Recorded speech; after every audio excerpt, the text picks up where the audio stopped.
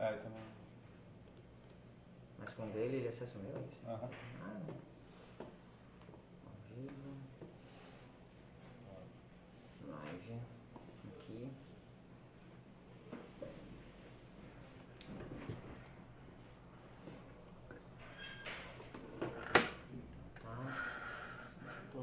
Uhum. Já entrando agora aqui. Já está. Estamos online. Já nos conectando.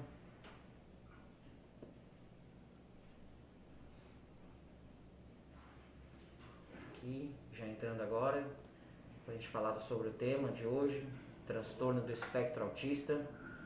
Tema muito interessante. O Instagram já ligado ali também? Beleza. Dando só uma geral aqui a respeito da... para a gente poder aqui organizar. Vamos lá, já começando. O pessoal está começando a entrar, já tem pessoas entrando aqui, já bastante gente já visualizando.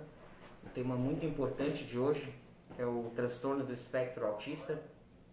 É um tema muito relevante, é um assunto muito debatido, o qual a ciência tem evoluído muito nos últimos anos, o que fez com que facilitasse para que mais profissionais identificassem e fizesse com que os pediatras, os neurologistas, psiquiatras fizessem o diagnóstico.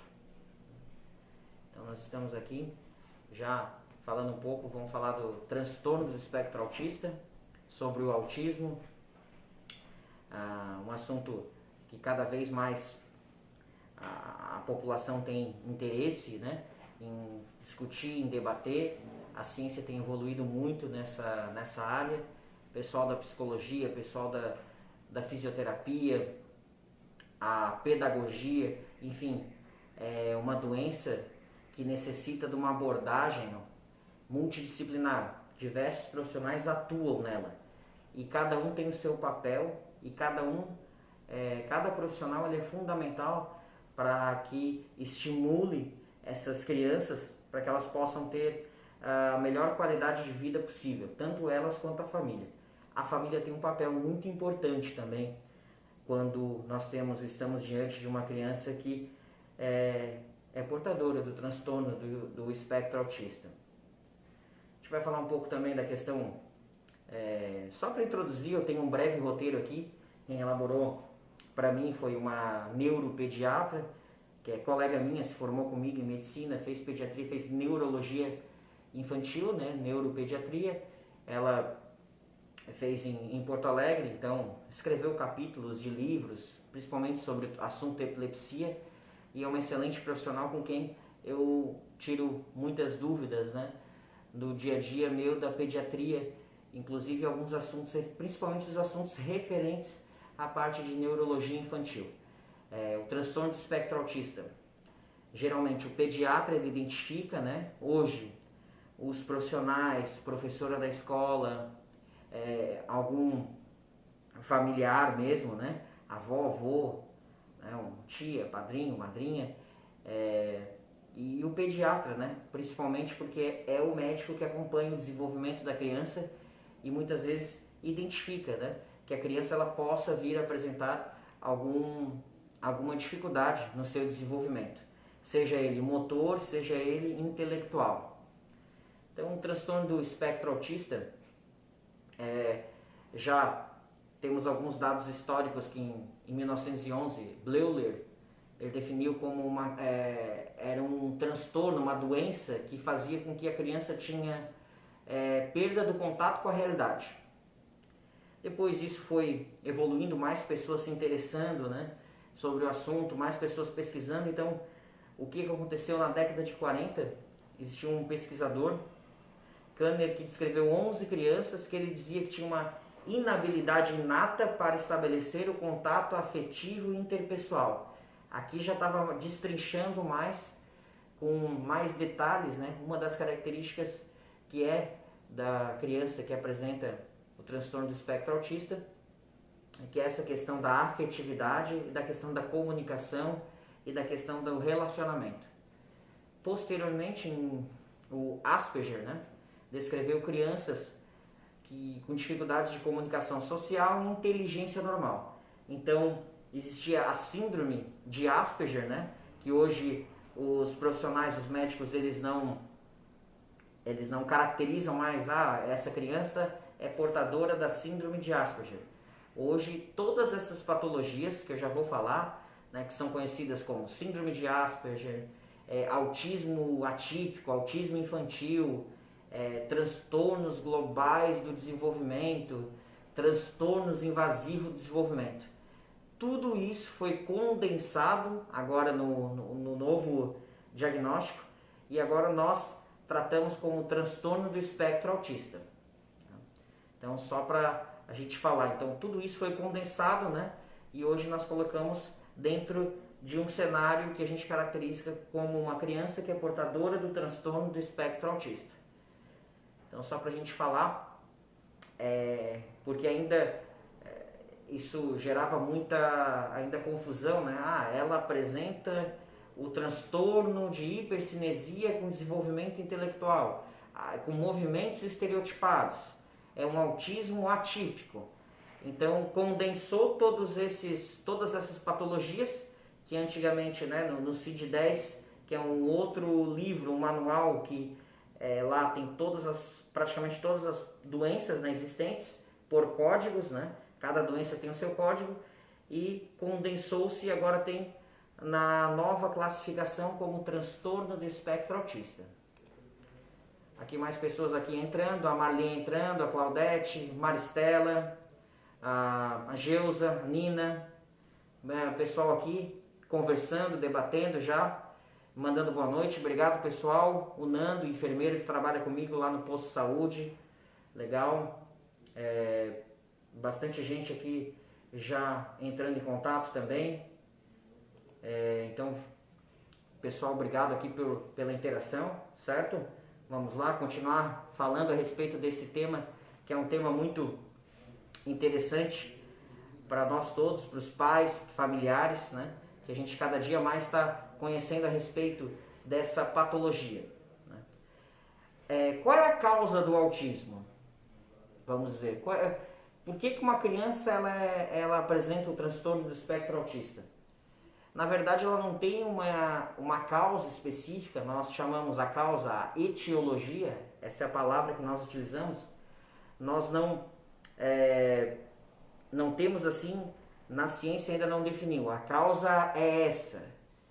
O que nós sabemos é que ainda é um pouco desconhecida, existem múltiplos fatores, sabemos que tem uma associação, né, com uma mãe que já tem um filho que tem autismo, a chance de ela ter uma criança que tem autismo, a outra criança vir apresentar também ela ser portadora do transtorno do espectro autista, também, né, tem uma maior prevalência, o que sugere, né, uma característica genética muito forte.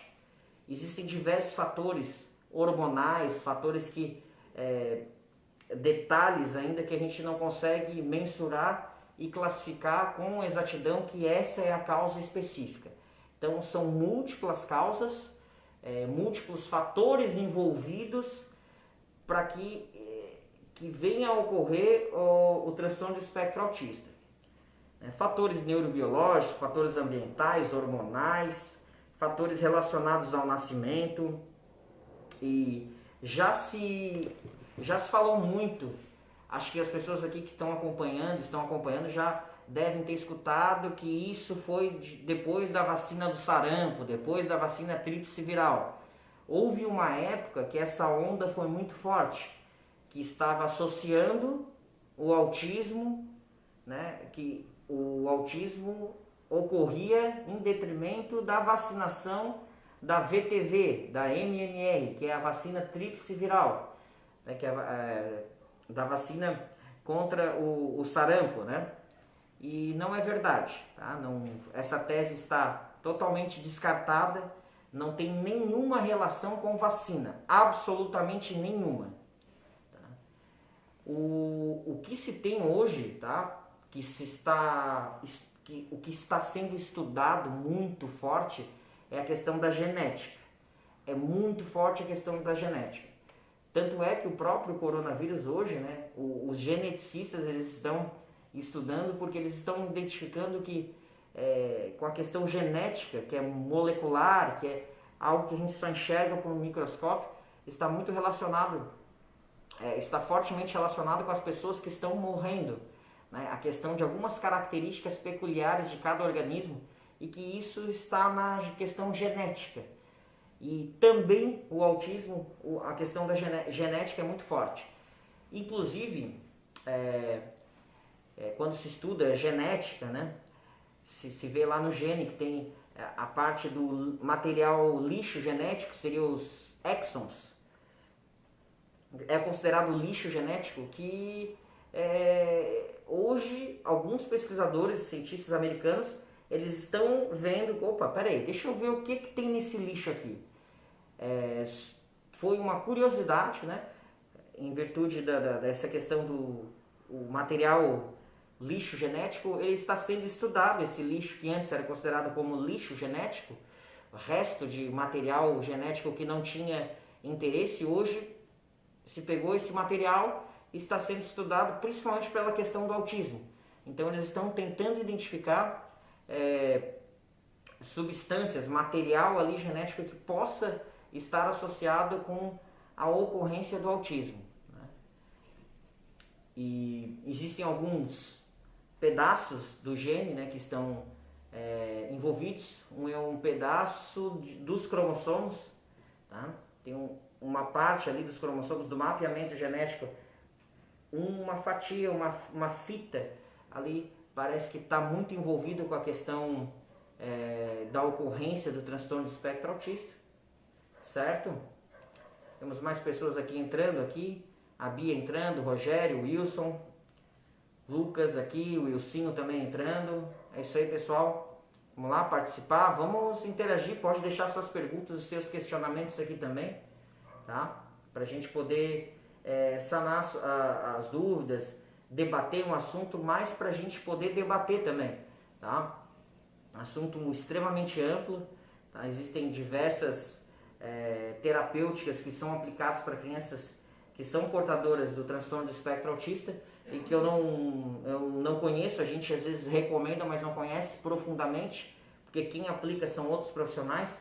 Inclusive nós podemos trazer, eu até quero futuramente trazer pessoas para a gente poder colocar aqui a experiência de cada uma no seu dia a dia, seu papel profissional, para poder exemplificar sobre as metodologias e tratamentos que têm surtido efeitos, né, a experiência que eles têm como terapeutas de crianças que são portadoras do transtorno do espectro autista, para elas poderem relatar, né, a sua vivência e experiência. Eu acho isso muito importante.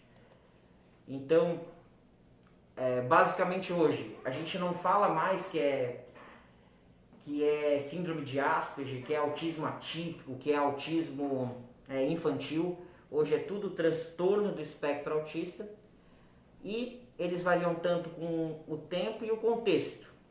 Nós classificamos em 3 níveis, que é o nível 1, nível 2 e nível 3.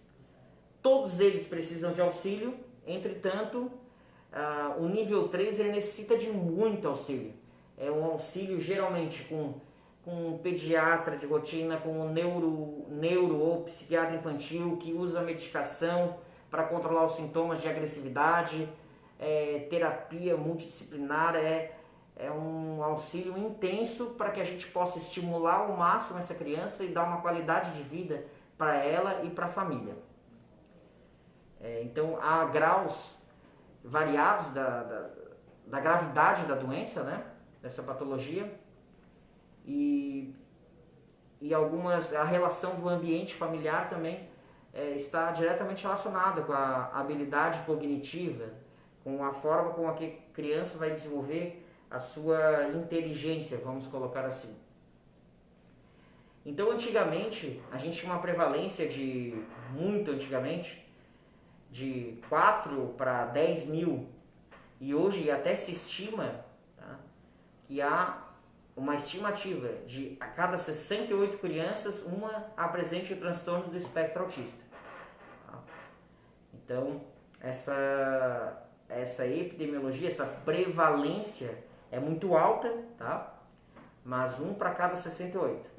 E eu acho que quem tem experiência, quem conhece, sabe que a maioria das crianças que apresentam esse distúrbio, elas são crianças do sexo masculino. Então, é muito importante a gente ver essa relação muito forte. É muito mais comum a gente ver crianças do sexo masculino com autismo do que meninas, né? Então, na base, né, a sociedade, aqui no artigo que eu tenho, ele traz 4 meninos para cada menina, e a sociedade americana de pediatria, de neuropediatria, ela traz para 5 meninos para cada uma menina.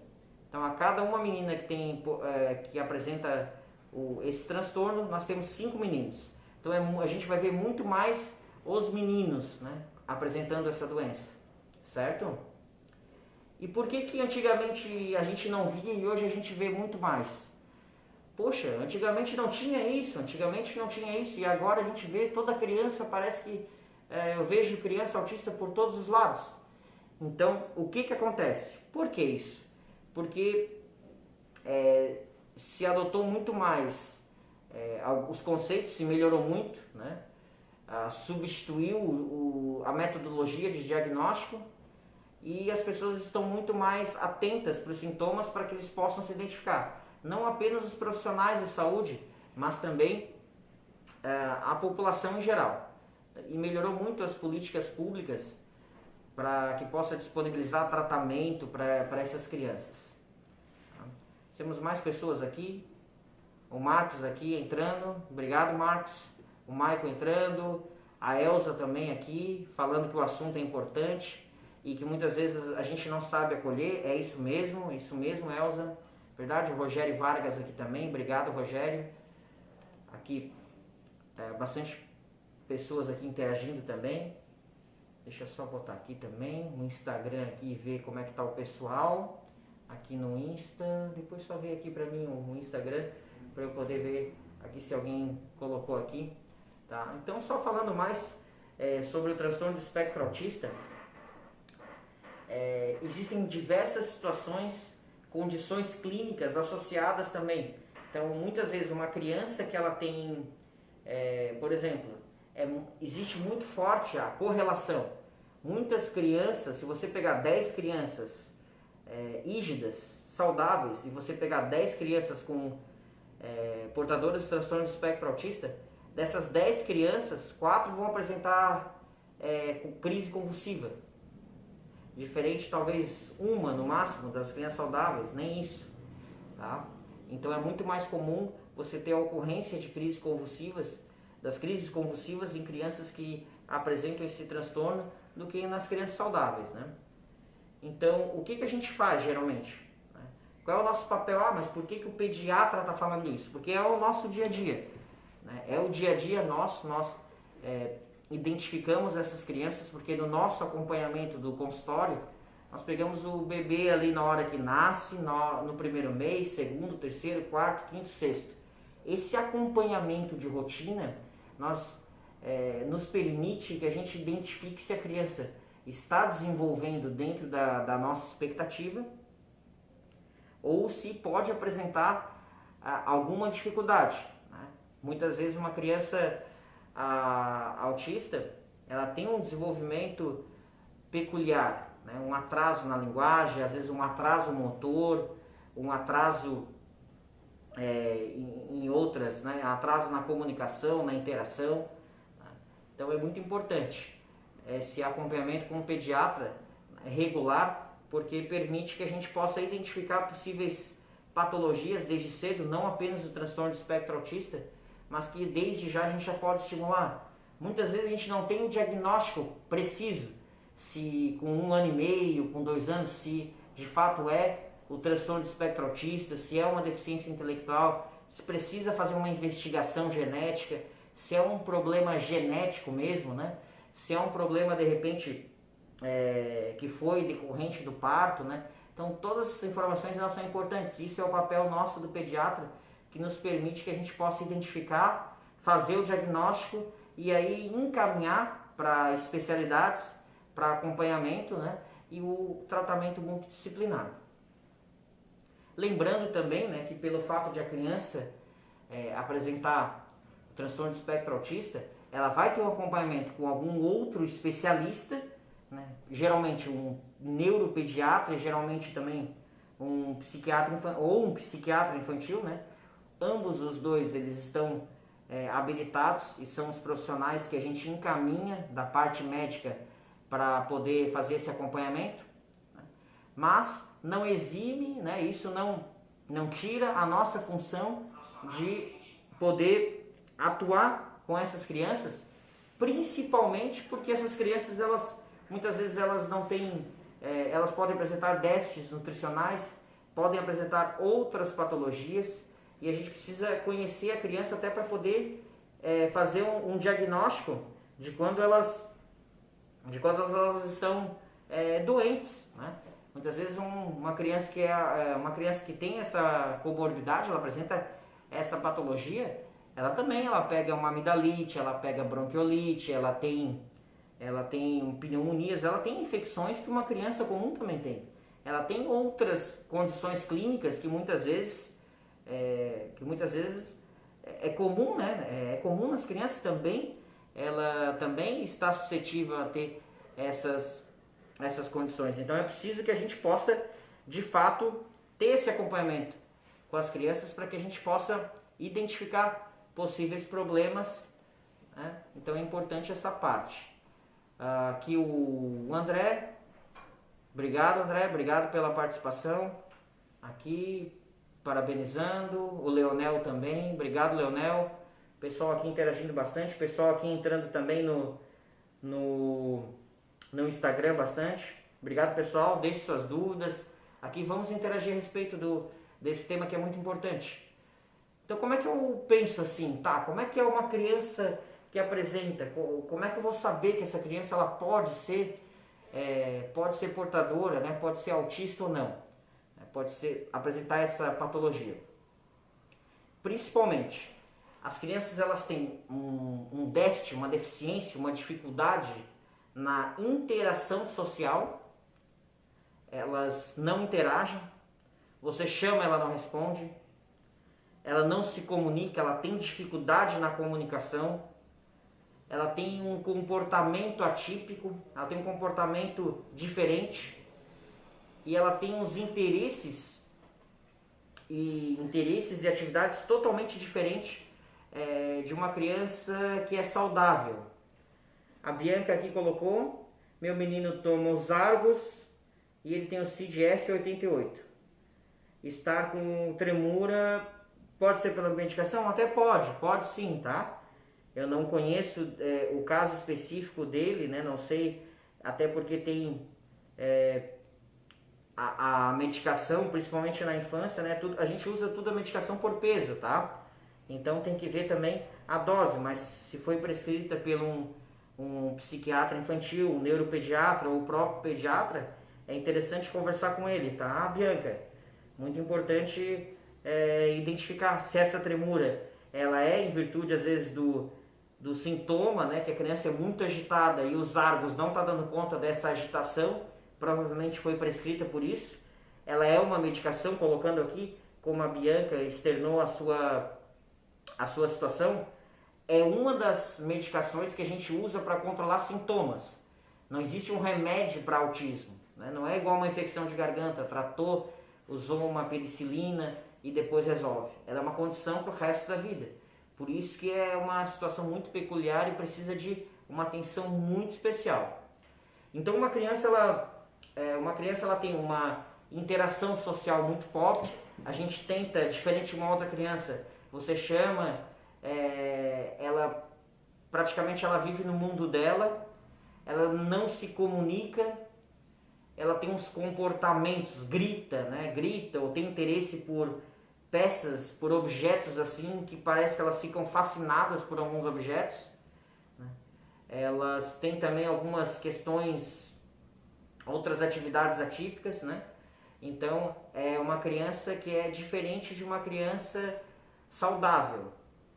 E geralmente nessa questão da dificuldade da interação social, ela é mais isolada, é uma criança que geralmente ela se isola mais, ela tem uma dificuldade de interagir com as outras crianças, ela fica isolada, ela tem um contato visual muito pobre.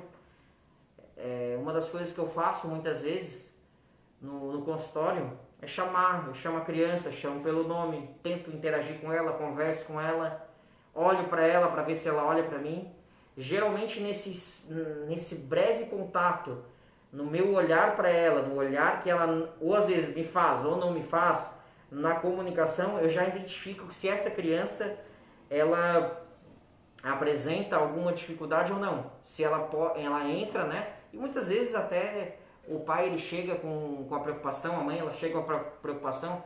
Eu acho que o meu filho, alguém na escola me falou que ele tem dificuldade para se comunicar e tal. Alguém falou que é autista, agora eu tô com isso na cabeça.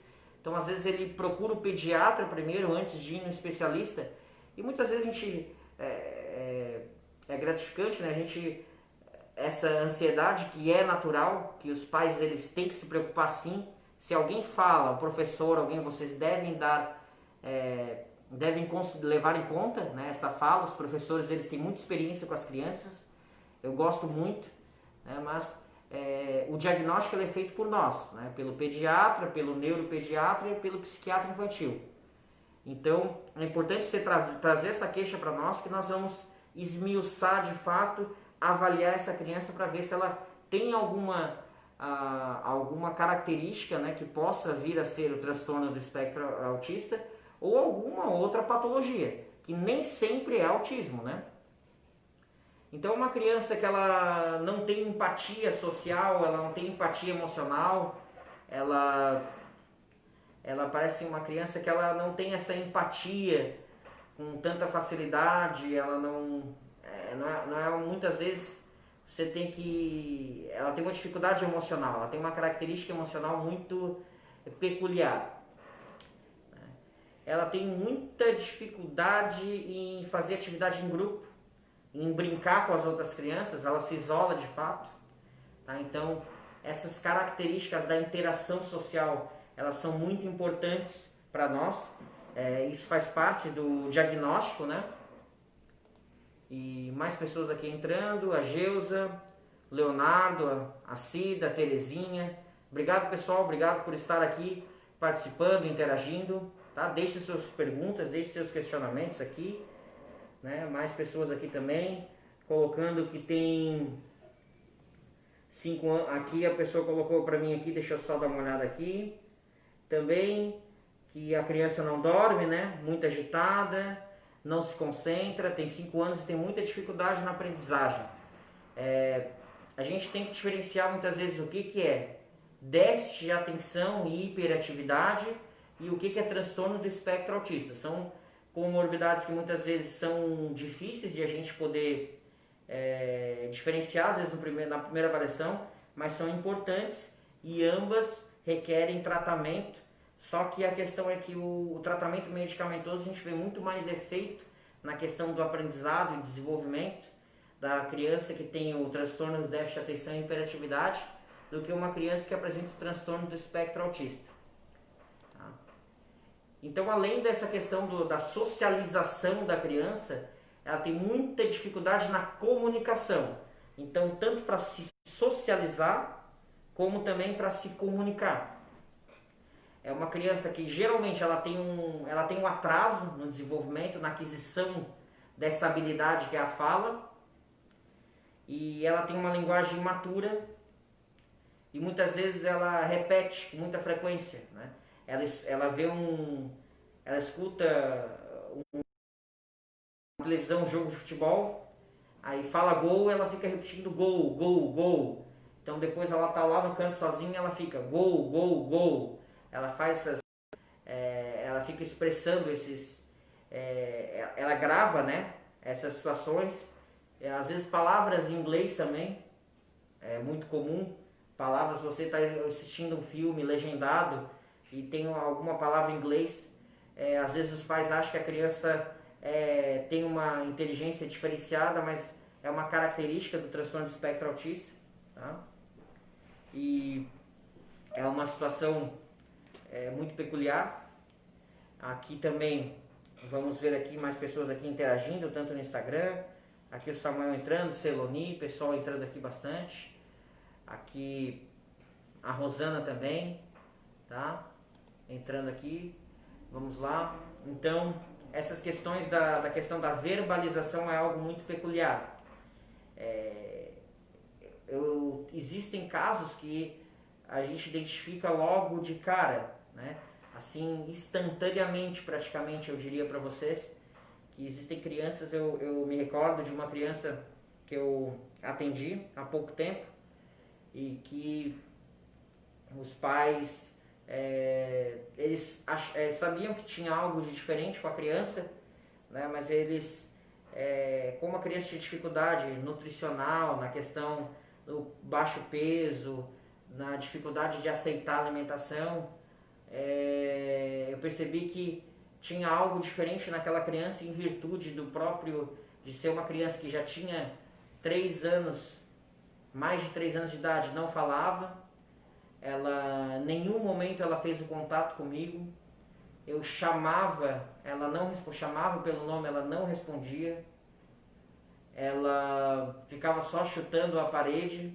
Então isso me marcou muito, que assim, uma criança claramente apresentando todos os critérios diagnósticos, né? Encaminhei para cá para o Dr. Jaime Lin, que é neuropediatra, para que ele pudesse de fato, né, corroborar com o diagnóstico, para compartilhar também essa responsabilidade com o profissional, porque quando a gente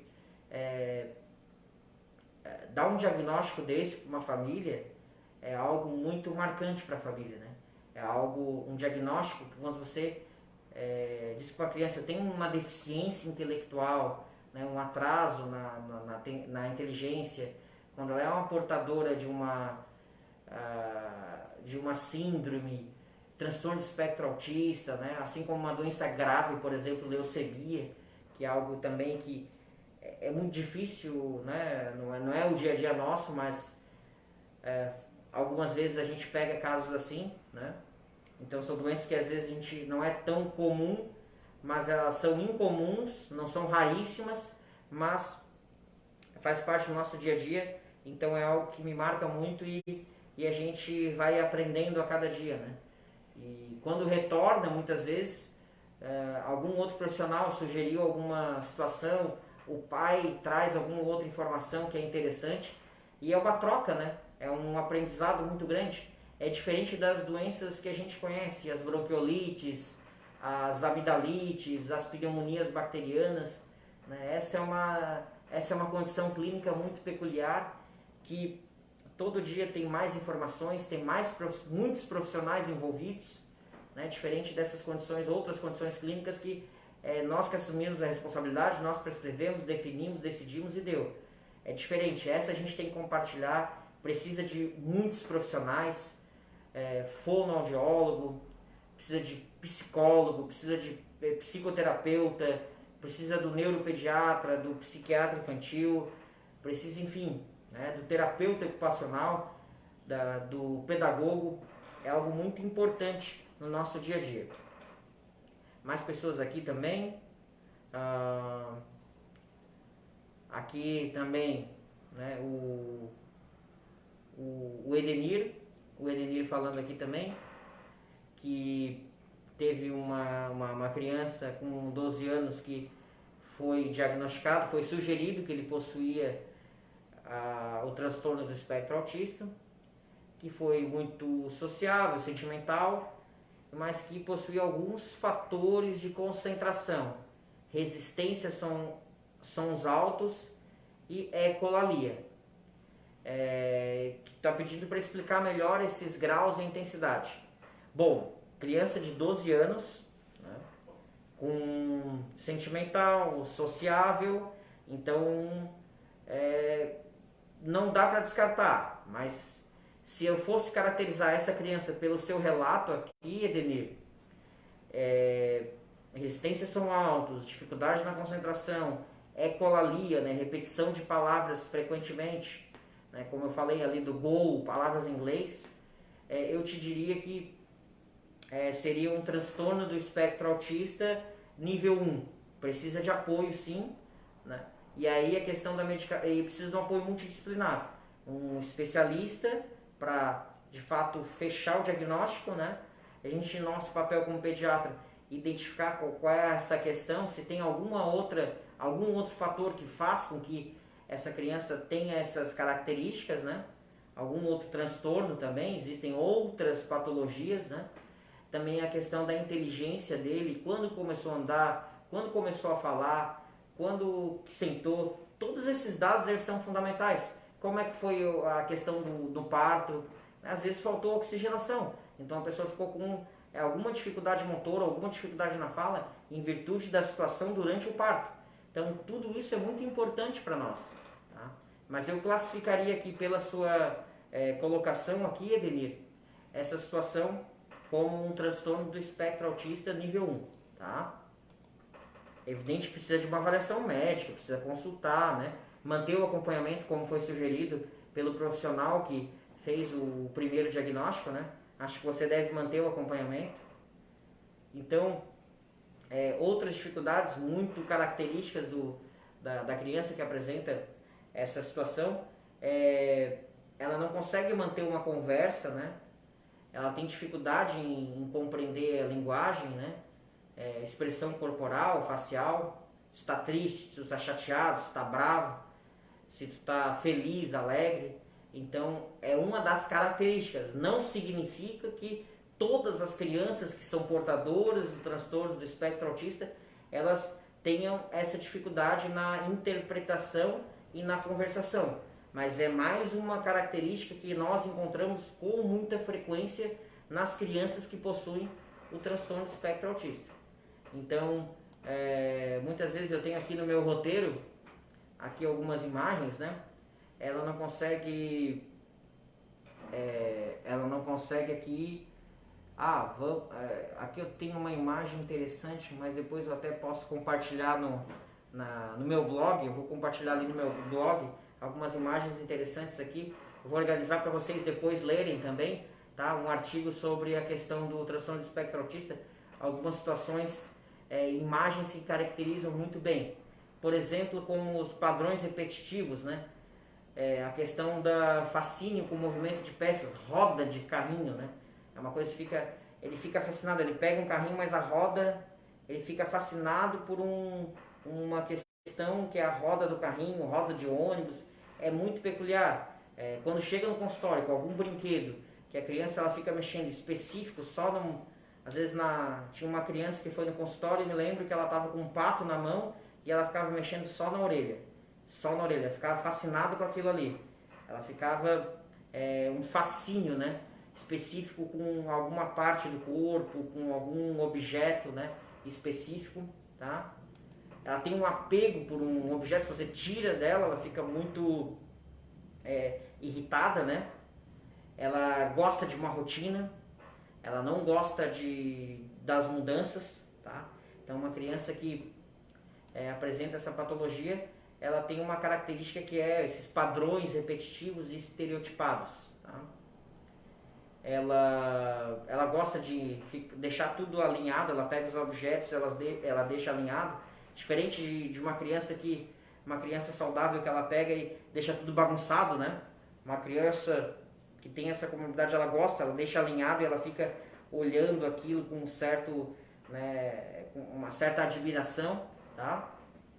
E ela tem geralmente alguns movimentos, como ficar balançando, batendo palma o tempo todo, ficar andando em círculo, ficar repetindo uma mesma palavra, gol, gol, gol, palavras em inglês, palavras de outras línguas, se ela escutar, ou outras palavras, né? Tá? E geralmente elas têm muita dificuldade na barulho, né? Os barulhos, uma sensibilidade aumentada para ambientes claros, locais com o ruído intenso. Elas são muito sensíveis para essas questões, né? Elas também, geralmente o que acontece?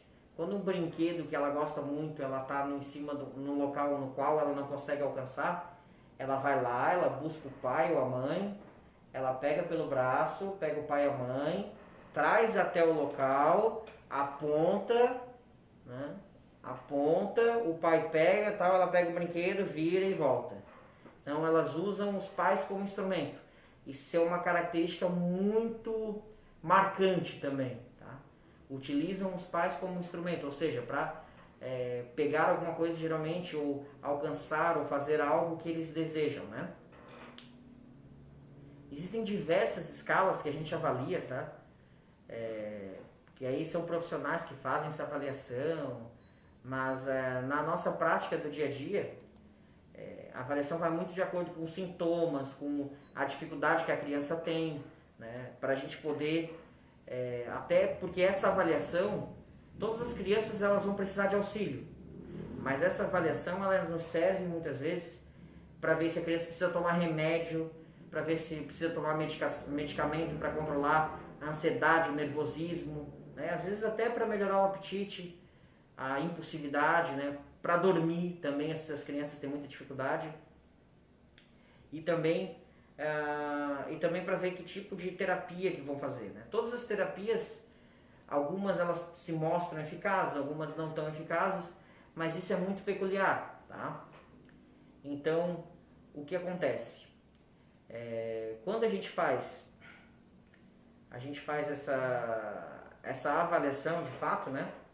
Para poder classificar a criança que tem um transtorno do espectro autista, a gente faz a avaliação e aí indica qual é o tratamento que necessita ser feito, tá? O que geralmente a gente faz? Remédio geralmente quando a criança é muito agressiva, quando a criança tem crise convulsiva ou ela não dorme, aí a gente precisa entrar com medicamentos para isso.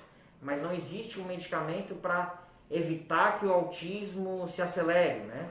Evitar que a criança deixe de ser, ou tratar o autismo.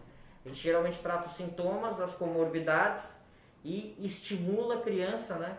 As técnicas de mudança de comportamento, tá? Que aí os pais sabem que eles conhecem muito a técnica ABA e a técnica TIT, tá? Eu particularmente não conheço profundamente isso, quem aplica são pessoal da psicologia, da fonoaudiologia, tá? Mas são técnicas que são utilizadas e que muitos profissionais têm relatado bons resultados, tá? E aí o tratamento, na verdade, ele é multidisciplinar, né? Existem essas técnicas, né? Como eu falei, a ABA e a TIT, mas o tratamento geralmente envolve fonoaudiólogo, psicólogo, terapeuta, pedagogo, pediatra, neuropediatra ou psiquiatra infantil. Então, todos os profissionais. É claro que outras atividades podem ser estimuladas também, né? Que é a fonoterapia, a terapia ocupacional tradicional, né?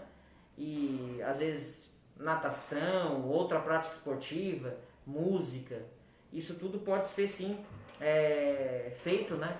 Mas são atividades que nem sempre aquela criança vai se adaptar, né? Mas eu te diria que o papel do professor, o papel do educador, da fonoaudiologia, da psicologia e os métodos que são implementados hoje, como esses métodos que já são consolidados, né? A gente já sabe que tem bons resultados, né? Então é muito importante. A Priscila aqui entrando, a Regia entrando, o pessoal aqui também interagindo, mais pessoas aqui, o Rogério, né, também, a Luciana aqui também, aqui a Luciana fez uma colocação muito interessante, ó. Então gostaria de acrescentar a questão do espectro, né? Isso considera as variáveis, o que explica as diferenças entre um autista e outro, não mais apenas o autista típico. Perfeito, Luciana, muito, você fez a colocação perfeita. Por isso que foi colocado o transtorno do espectro. Quando a gente fala espectro, né, vem do espectrofotometria, né, vem lá da física, mas que são as variáveis mesmo, tá? você como colocou e colocou muito bem, que aí diferencia, né, qual a severidade dos sintomas. Existem crianças que têm, né, a severidade nível 1, que precisa de acompanhamento, mas ela tem um prognóstico melhor, tá? E existem crianças que são muito, severidade nível 3 é muito grave. Elas têm muita dificuldade na comunicação, precisa de muita medicação, precisa de muito estímulo e são crianças que têm um prognóstico ruim, tá? Então, de fato, que você colocou muito bem, né, essa questão, Luciana, tá? Você colocou muito bem, é isso mesmo, tá? Por isso que se retirou aquele Asperger, autismo atípico, autismo infantil, transtornos de desenvolvimento global, e hoje se englobou tudo, né, no transtorno do espectro autista. Muito bem, é isso mesmo, tá? A Rosilene aqui entrando, a Jadir entrando também, o Vanei aqui também entrando, tá? A Anselmo aqui, a Adriana Anselmo também entrando, mais pessoas aqui entrando também, a Rosita, o Sandra, a Vanessa, o Adilson.